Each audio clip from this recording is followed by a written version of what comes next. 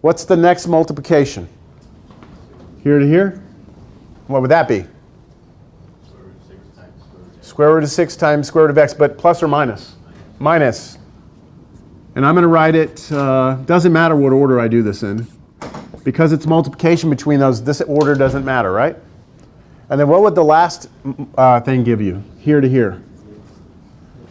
You would have a negative times a positive, so it's negative, and then you have root 6 times root 6, which would just be 6. Right? So minus 6. And do you see what happens in the middle? Those are identical. One's positive and one's negative. And look what has magically appeared on the top. X minus 6. And look what was on the bottom. X minus 6, right? And those factors are now going to be able to cancel.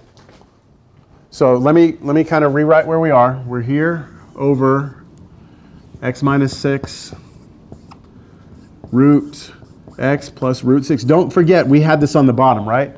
The only way we could bring this thing in blue in is if we did top and bottom, right? Top and bottom. So that's what I did, so it's still here. And now I'll write one more line before I do the answer. Limit x approaches 6.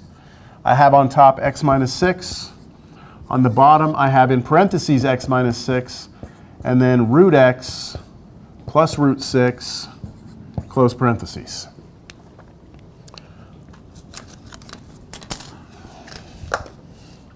Alberto. Yes. Okay, you're up, and what now? Cancel out Cancel out the x minus 6s. I can do that so long as I promise myself x won't be 6, which it's not going to be. And that just leaves me now with limit x approaches 6. Alberto, what was on the top? 1. 1. Don't forget there's a 1 up there, everyone, right? And then on the bottom is just the root x plus root 6. And now, Tatum, what are we going to do, Tatum?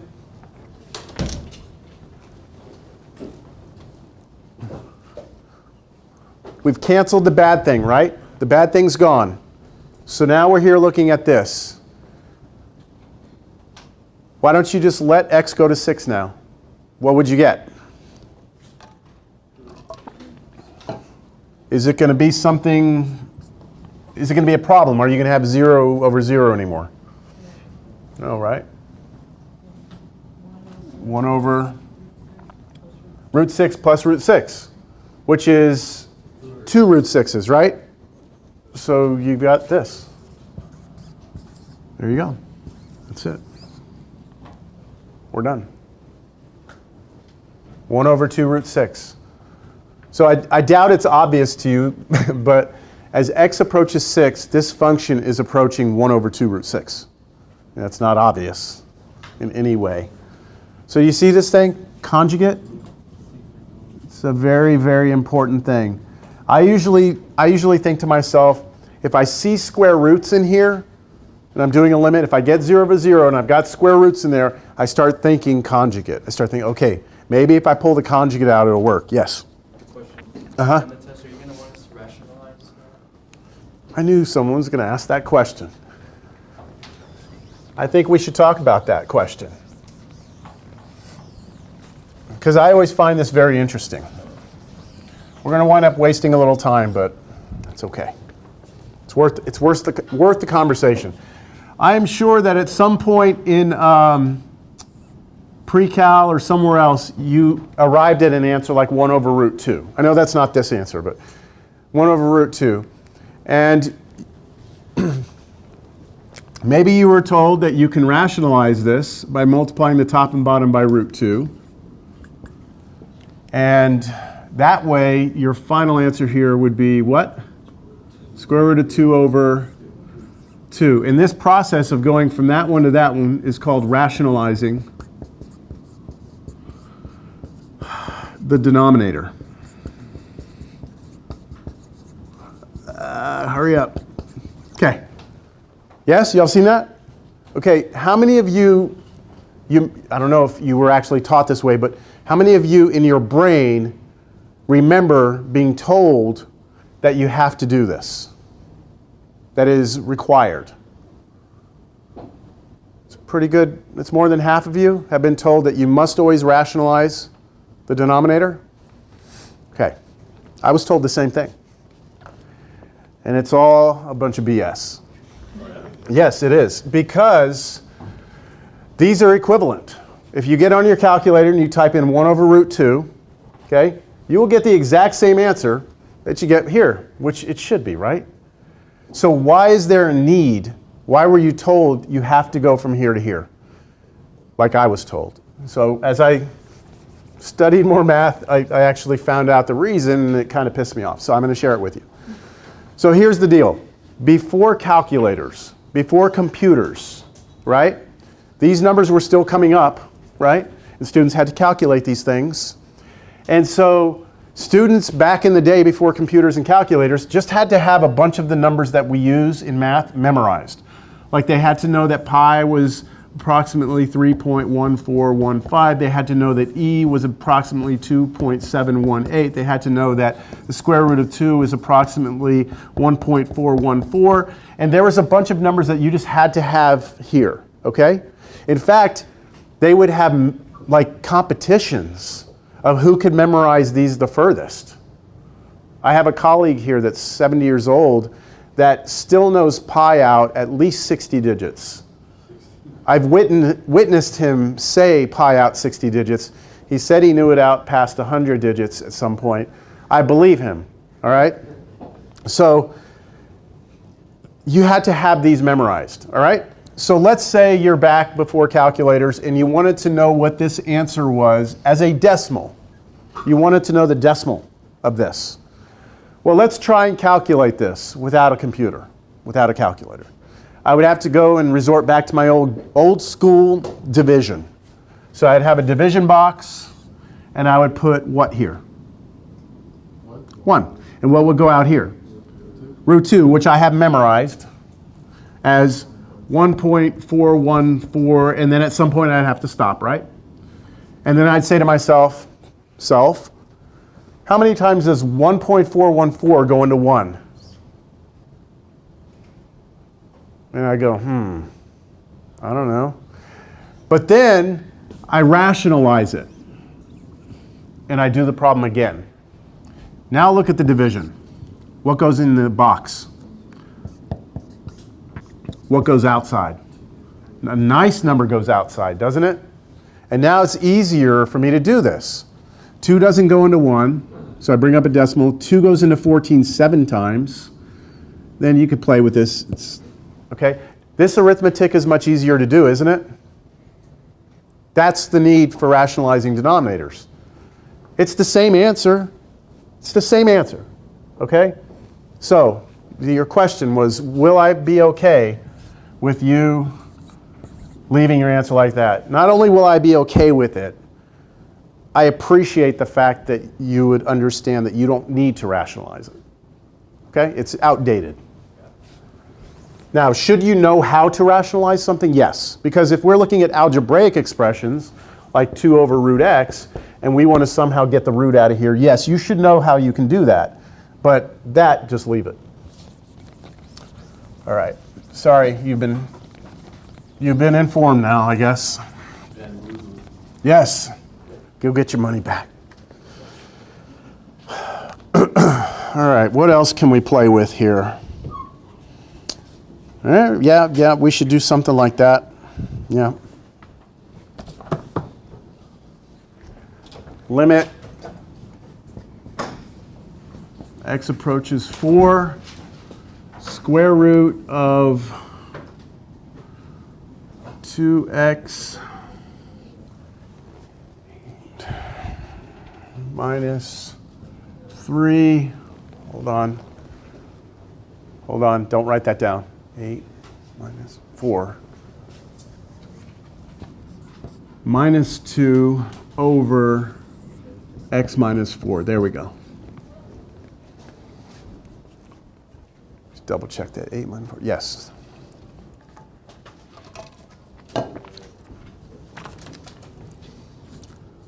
Brian. Where's Brian?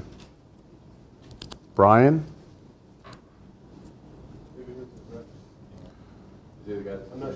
I think it is him. Because he's the only one who just wrote his first name on one side, and that was it. So I'm pretty sure that's him. We'll keep him right there. Okay, Michael Sanchez. Oh, I was just going to ask you what this thing is headed towards. Like, do you have a problem here or not? You do have a problem. You do have a problem. You're getting 0 on the top and the bottom? Everybody getting that?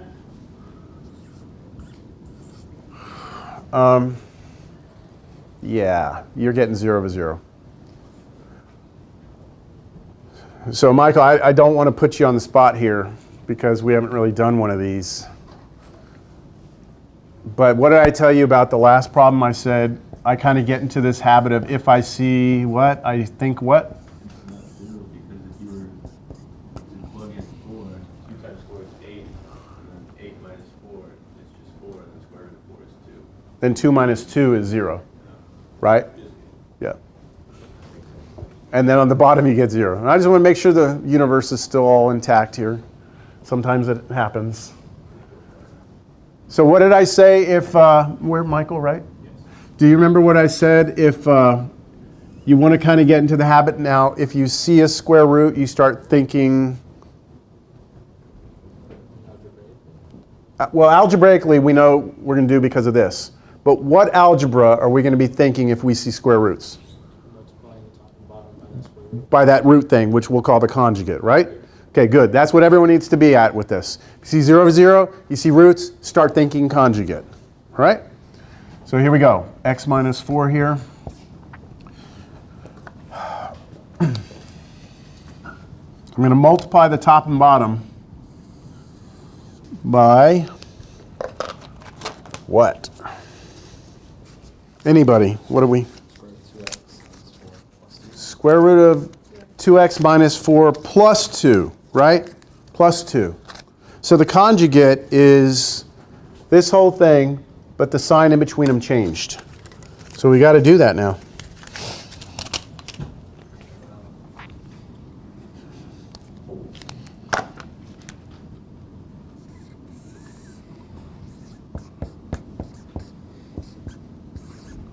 And whatever I do on the top, I do on the bottom. Derek, where's Derek? Derek, this is more of an abstract question here. When I do this multiplication up here, at the end of this multiplication up here, what am I really hoping I'm going to see up there?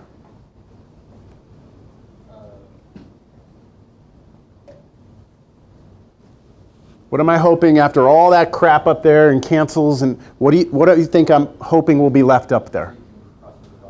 Okay, what though? X minus 4. Does everyone agree with that? Because the problem is the x going to 4. The problem is this. So I'm hoping when I put these together that I'll be left with an x minus 4 up there, right? That's what I'm really hoping for. Well, I hope it works out. Let's see. Here we go, multiplication time.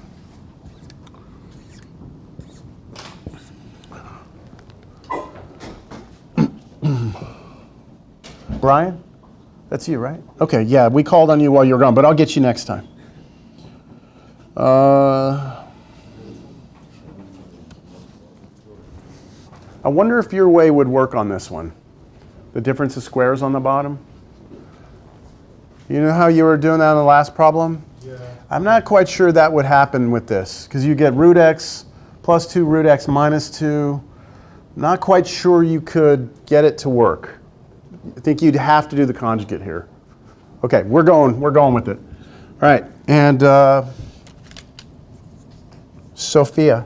Where's Sophia? All right, Sophia. What's that?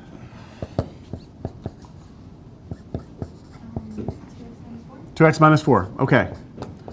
Now, see, easy does it. Savannah. I'm almost just doing attendance here. Where's Savannah? Savannah. What do I get, Savannah, when I do this times this, followed by this times this? They cancel. Okay, and that's the whole point of the conjugate, is that the middle terms are going to cancel. So you don't need to write them down. All right? I'll put it in here, plus 0. Everything in red there is going to go away. But you still do have a last term, right, Savannah? And that last term would be what? Minus 4. right, over. Okay, now on the bottom, I do not recommend you try and multiply these two together. Do not multiply these two together. Because you're wanting this to cancel, right? So if you multiply them together, you're going to lose the factor. So just leave them separated. X minus 4 root 2x minus 4 plus 2. And now, where are we at? Brian, now you're up. So Brian, what am I left with upstairs? Oh, you can cross out 2x minus 4. I can cross out what? 2x minus 4. With what? 2x minus 4. This here? Careful. No, this is trapped in here. Oh, yeah. Right? Just, what is the top now? What is that equal to, Brian? 2x what? Minus Minus? 8. Minus 8. Okay. Right? Okay. What were we hoping to have up there, though? X minus 4. Well, that's okay, because I can factor that, can't I? I can factor 2 out of this. So that becomes that. And this right here becomes 2 times x minus 4. Do you all see that? So here's where I am. Limit x approaches 4. I have 2 times x minus 4 over the factor x minus 4 times the square root of 2x minus 4 plus 2. Yes. And that is what I have. Do you feel the algebra becoming a little more? Any questions on this part? Brian, are we clear on that one? Okay. So this to that, and that we finally got what we wanted here, right? This went away. Now, I'm not going to rewrite the problem. At this point, I'm just going to let x go to 4 now. So what's on top when I let x go to 4? What's on top? 2? On the bottom, well, we have to see what that is. It's going to be 2 times 4, right? 8. Minus 4 is 4. Root 4 is 2. So all that's going to be 2. And then plus 2 this time, right? Which is going to be 4. So your answer is 1/2. That's the third time we've gotten 1/2, right? Isn't it? I just made that problem up too, so that's kind of weird. Any questions?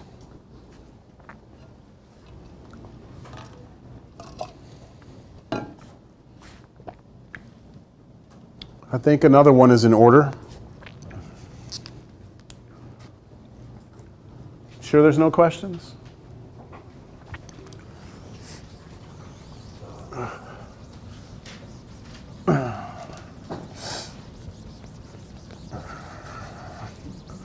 Okay, here we go. This one is, historically, this one always causes problems.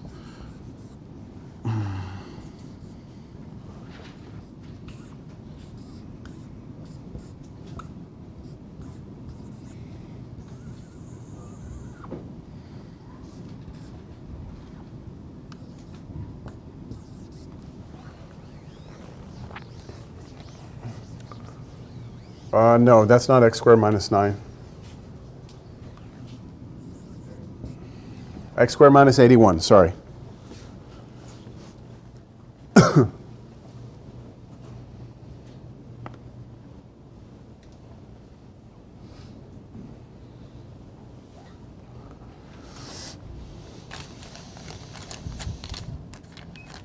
Jace, you're up. I'll let you copy down.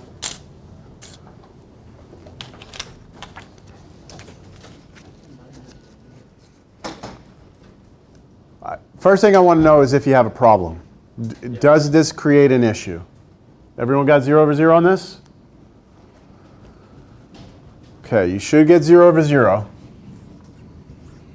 Because you should have 1 over the root of 9. Root of 9 is 3, so that's 1/3 minus 1/3. That's 0 on top. 9 squared, 81 minus 81, 0. All right, Jace. Again, I kind of feel like I'm throwing you to the lions here. That's fine. The first thing I did was recognize that the bottom is different square, but since the top has a square root in it and equals 0 to 0, I'm guessing you take the conjugate. Conjugate also? Okay, good. Let's do the difference of squares right now. Is it wrong to do that? Can we do that? That's legal, right? Everyone agree? And in fact, when we factor the bottom like that, I think it's easier for us to see where the problem is. The problem is with this factor right here, isn't it? Because if I plug 9 in here, I get 9 plus 9. That's not a problem. But if I plug 9 here, I get 0. So that means up top, at some point, I'm really hoping I'm going to see what up there? X minus 9. I really hope that happens. So I need to maybe bring in the conjugate because you see a root. Right? Okay, I think that's all. You're right in line with where I would expect you to be with this. The problem is that we don't want to bring in the conjugate yet. What we want to do is first get a common denominator between these two fractions. And the reason why is because the root is in the denominator, not in the numerator. If the root had been up here, I would have done straight to conjugate. But I'm going to right now get these and put them together. So how do I put those together? We multiply the left side by 3 and then the right side by square root x. Yep, just like this. So that should get you a common denominator. You put those together, you should get 3 minus root x over 3 root x. So that's me putting those two fractions together. Agree? Yes. Okay, so I'm going to do that. That'll be my next line. Limit x goes to 9. I've got this expression, 3 minus root x over 3 root x over, we've got a complex fraction now. We've got fractions with fractions, over fractions, in fractions, next to fractions. Okay, so that's okay. Now, conjugate time. The conjugate, the piece we want to focus on is this piece right here. So we want the conjugate of this piece. What would the conjugate of that piece be? 3 plus root x, right? And I'm going to do it like this. It's going to look kind of weird. Right there, I'm going to go 3 plus root x on the top and bottom of that fraction, because that's really a 1, right?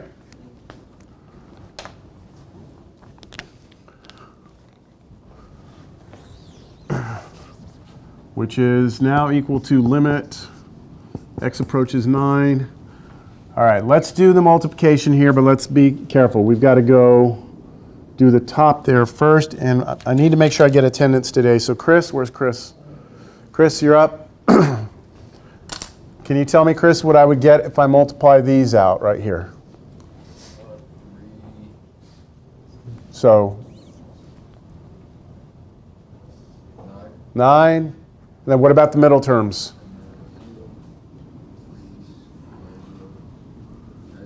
So this and this, is that going to matter though? No, because that's going to cancel with that, right? Okay, so what's the last term going to be? Here to here. Minus x. Oh, wow. Weren't we saying that we wanted x minus 9 to go away? We almost have that, right? It's actually backwards though. It's okay, we'll fix it. Okay, that's that, right? And then what about the bottom? We just did the top. What about these?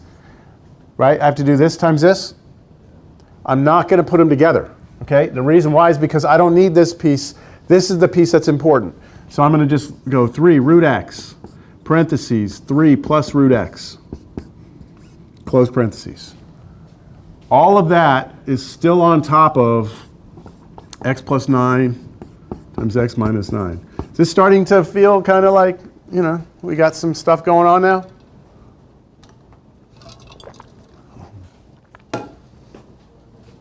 God, these so badly want to cancel, don't they?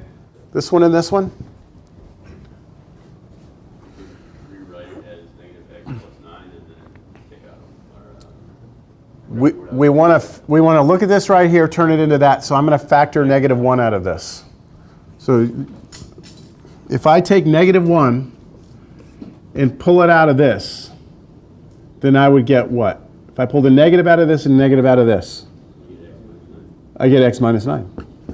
Right? So make sure you understand that. If I distribute this negative here and here, I get back that right there. So that gets replaced. So I need to kind of show you where I am with this.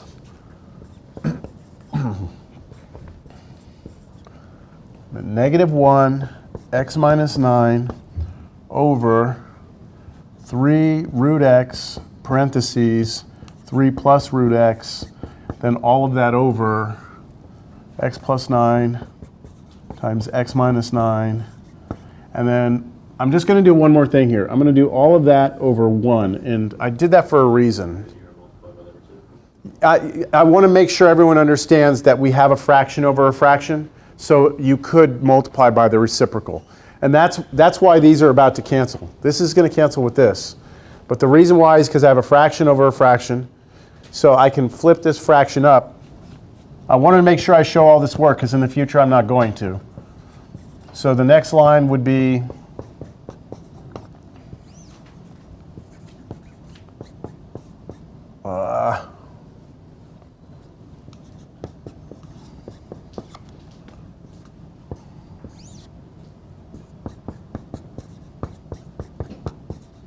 okay, do you see that what I've done is I've flipped this fraction up, multiplied by the reciprocal. That's what division is. And because of that, this and this will cancel.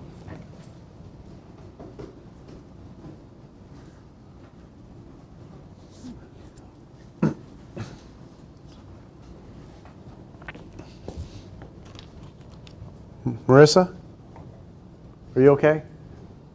This okay? All right, good. What am I going to do next, Marissa? Do you have an idea?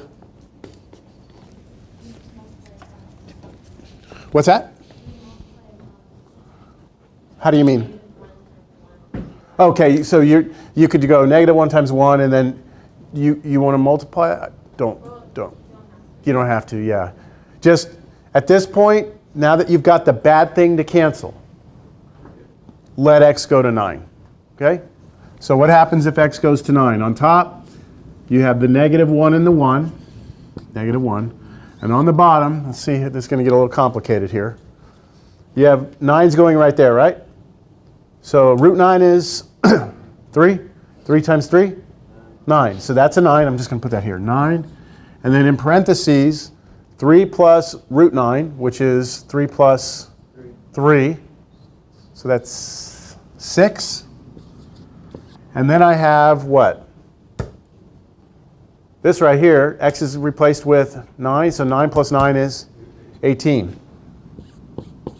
And this one was gone. So it was like this times this times this, and that gave us 9 times 6 times 18, and that's some number bigger than 0. I don't know. What?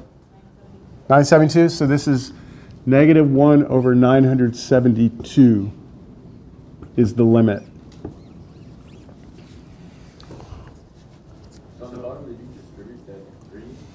Just, where's that? On the, right there. Yeah. Did you distribute or did you just plug it in? I plugged 9 right here, and then root 9 was 3, and 3 times 3 was 9. So that was 9, here was 6, that was 18. Yes? So for you showed us all of them that are approaching from both sides. Does it matter if it's only from one side? You would get the same answer if you approach from the other side, yeah. This is actually really nice because this is actually from both sides. Yeah. Yep. So it doesn't matter. Yep, doesn't matter. Yes? So as long as we get rid of the bad Factor, the bad factor? Yeah. Yeah, then you're in business. And then Just replace the x. Evaluate it at that number, basically. All right, that gives you a pretty good flavor of, we're not done. I know y'all are looking like you're ready to go, but that gives you a kind of a flavor for some of the algebra. But the only way to really get good at this is to do about, I don't know, 100 or so problems, and then you start feeling good about things. You have to practice this, all right? And so do as much of the homework as you can. I would say problems 11 through 28. If you do all of those, you're starting to get a good feel. I think your homework assignment does not include all of those, but 11 through 28 is a good sample of problems. All right. We need to see something else today, and I'm not going to have enough time to finish it, but at least we can get started on it. How do y'all feel so far, though? I mean, honestly, I need kind of a little. You're feeling all right? Okay. Let me go back to my notes real quick. There are two limits that are very special that you just need to have memorized. And these limits, I cannot prove to you that they're true yet. You have to wait until way later in the semester for me to convince you these are true. For now, you have to just take these on faith. So let's take a look at this first one, because this by far is the most important one right here. That one pops its head up in all sorts of different math classes. You see this idea of limit x goes to 0, sine x over x equals 1. So let me write it down right here.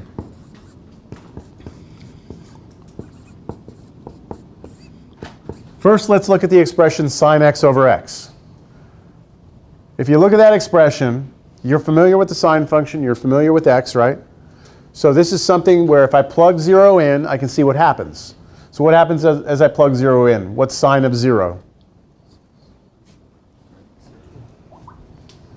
So let me do a real quick slow motion of what just went through my brain. Sine of 0, unit circle, right? The angle is 0. I'm asking for sine, so I'm looking for the y coordinate. What's the y coordinate out there? 0. Sine of 0 is 0 on top. And the bottom is 0, headed towards 0. This is bad, right? So I'm supposed to do some sort of algebra, right? Unfortunately, there is no algebra you can do. There is no algebra that's going to be able to make this cancel. Unless you do that. Right? But then that's a what? That's a sin. It's so dumb. That's such a dumb joke. But, right? That is way bad stuff. You can't cancel x's like that. This x is inside the trig function. It's trapped in here. You're never allowed to pull things out or push things in. So you are stuck here. So what do? Right now, you believe me that it's 1, okay? That's what you do. You believe me now that sine of x over x as x approaches 0 is 1. Furthermore, I'm going to extend this limit into a more general idea. And it's this. Let's say you're taking a limit. And let's say x is approaching, let's say, I don't know, something. I don't even care, it's a question mark. I don't even care what it's approaching, all right? Let's say you have a limit, x is going somewhere, and say you have sine on top, and inside here, inside the argument, is something. I'm just going to call it junk, all right? You've got sine of some junk. Could be x squared plus 1, it could be anything. And then on the bottom, you have the same junk that you had in here is down here. Then the answer to this is going to be 1 if two things are true. 1, junk is going to 0, and 2, junk equals junk. I'll explain, all right? So let's go back over to this right here. This says limit x is going somewhere, right? It's going somewhere. And then it's sine of some junk over junk. What is the junk in this problem? X, right? It's x? Yeah. Okay, now ask yourself, is the x going to 0 in the problem? Well, what's the limit approaching? 0, x is approaching 0, so the junk is going to 0, right? And do you agree that the junk right there is identical to the junk here. They're the same exact expressions. Yeah? Then the answer is going to be 1. I'm going to try and illustrate this with another example because I think that example's kind of too simple that it's confusing. What about this? Limit x approaches 2 of sine of x minus 2 over x minus 2. What's that limit? It's 1. Now, why is it 1? That's the junk, right? That's identical to this junk. They're the same. X is approaching 2, so that junk is going to 0. That junk is going to 0, right? So as long as the junk, right, as long as this stuff is going to 0, then, and they're identical on the top and bottom, then it goes to 1. Yeah?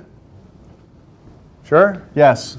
Well, if we have, like, let's say plus 1 after the jump, Plus 1 where? like on the top, let's say on the top. Oh, okay. So what if this was plus 1? Yes. Then 1 plus it would not work. It would not work. Just sign of jump That's right. over jump. That's right. Sine of junk over junk, that's it. Okay. Now you could, if you wanted to, split this into 2 fractions. You could go this over this over this. Yes. And so the first fraction would be sine junk over junk, and that would go to 1. But the other fraction would be 1 over something going to 0, which we haven't talked about yet. Right. That would be the best you could do. We're looking for sine junk over junk. 5 minutes. Sign-in sheet needs to go around. So before you erase that, Yeah, go ahead. does that equal 1? Yes, this equals 1. No, I'm saying, does it equal 1 because x minus 2 can technically cancel out with x minus 2, therefore No. you have sine of 1 over 1 instead No. of 1? No. That is not why. Oh, I guess that's too simple. No, because you can't cancel these. You can't. You are not allowed to cancel these. Because sine isn't that? Because it's sine of that, right? Yes? Yes. Okay. Algebraically, this is not like multiplication where you can cancel a factor. This is the argument of the sine function. The sine must operate on that before you do any canceling. So let me try another one. Limit, let's go x goes to 3 of sine of x minus 3 over x squared minus 9.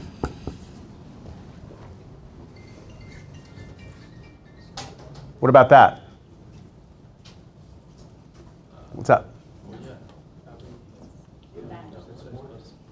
So do you have that what goes in here goes to 0 and what's down here goes to 0? They're both going to 0, right? Are they identical? They are not identical.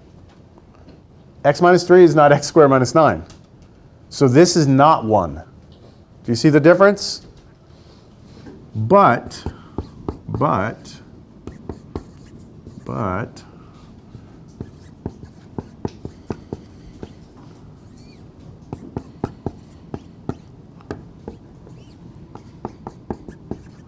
that's the same expression. Because this is a difference of squares, right? So this is x minus 3 times x plus 3. And then I can split this into 2 fractions like this, because with multiplication, 1 times that would be that, and this times this would be this, right? Now, individually, what happens here? This right here goes to 0, that goes to 0. Sine of junk over junk. Is the junk identical now? Yes. This is going to 1 now, isn't it? And what is this headed towards? So 1 over, you're letting x go to 3, so 3 plus 3 is 6, right? So this is headed to 1 over 6, isn't it? And we're multiplying them. So what's the answer? 1/6.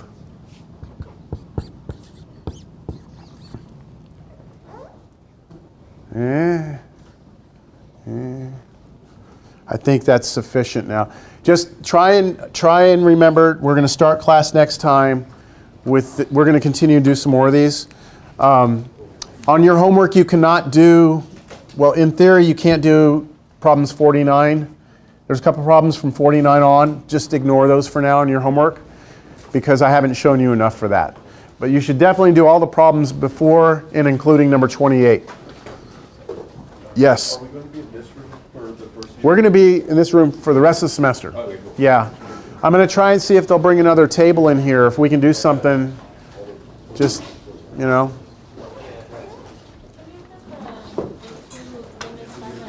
Yes, the two limits.